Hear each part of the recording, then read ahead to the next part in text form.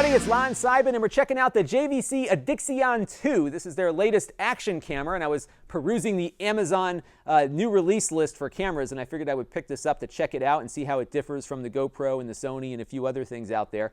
And what's neat about this is that it is waterproof out of the box, so you can submerge it in like 15 meters of water or something without having to wrap it around a plastic case. And what I like about that is that you don't lose audio clarity, because I found on my other cameras that have to use a separate case to submerge them in water, that the microphone becomes very muffled right off the bat.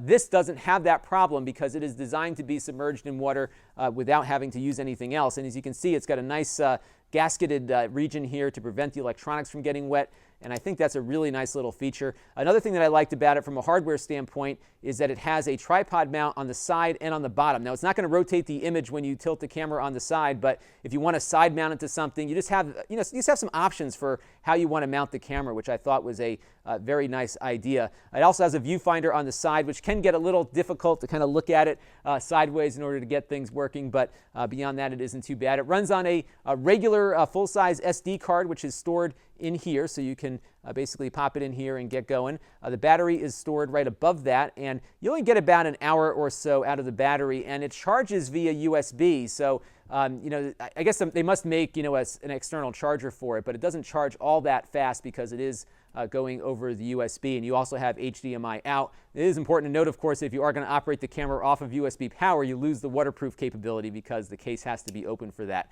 It has onboard Wi-Fi, which I will show you in a minute, as well as a digital zoom, which I will also show you in a minute. I did want to point out some things on the menus that I found to be of concern, in that you just have to dig through a lot of stuff to get to some of the basic features of the camera. The most important one, I think, would be turning on and off the stabilization feature, and in order to get to that, you've got to go into setup, go through all this other stuff to kind of get over to what I think is probably one of the more important features of the camera, which is to turn the stabilization on and off. You have to kind of dig through here, select it on or off, to get things going there. So let's hook this up to my video system real quick so I can show you how that digital zoom works, and then we'll talk about some image quality. I found the image quality to be kind of mediocre. It really didn't knock my socks off. I found that the Sony action camera that I tested last year had a little bit better dynamic range. But again, if you're looking for a lot of flexible mounting features, then this might be something worth looking at. So we're going to pull up now our camera here. Let me just get out of the menu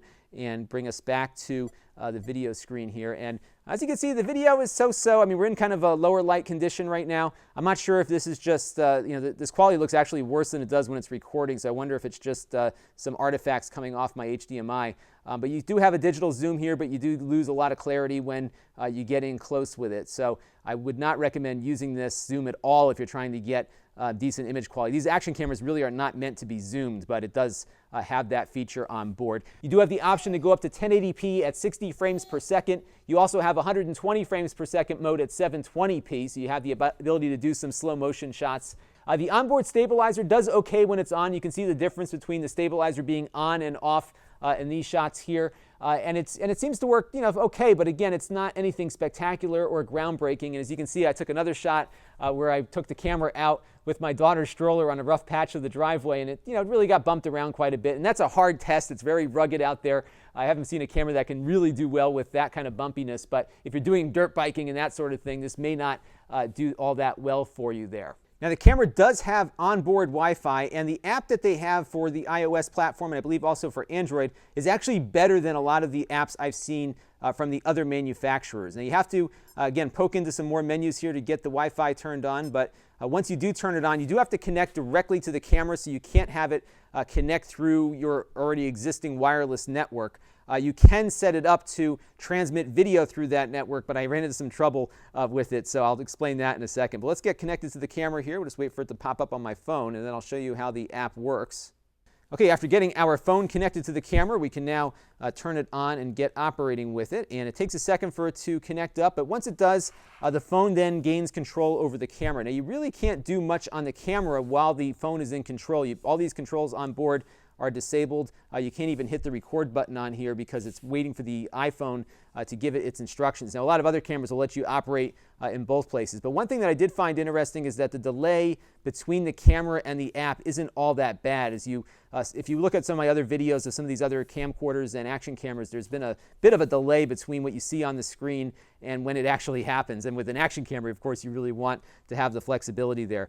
Pretty simple menu controls. You can zoom in and out with that digital zoom, and then you can also, let me zoom back out here, you can also start recording just by pushing the button. Apparently you can also link up 4 of these simultaneously and kind of get a whole list of them available to you from a single app, which is kind of a nice feature too. So that's nice. And then you can also go in and do some of the camera configuration through the app as well.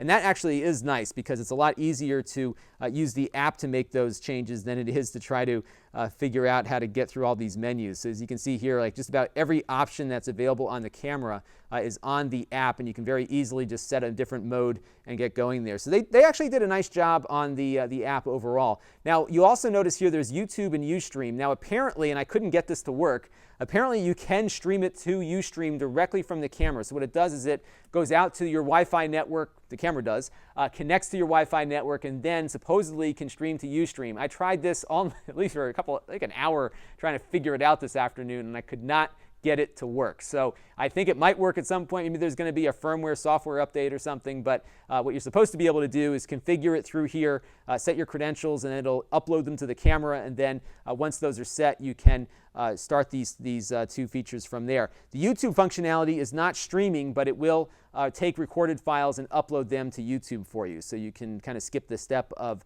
using your PC if you just wanted to have the camera transmit raw video right to YouTube as well. So the app is pretty decent. One other thing is that it has an album area here. You can't actually play anything. You can look at what's on your card and trash files, but you can't actually, at least I haven't been able to figure out how to play them. So you can look at the thumbnail and decide whether or not you want to keep a file on there or not.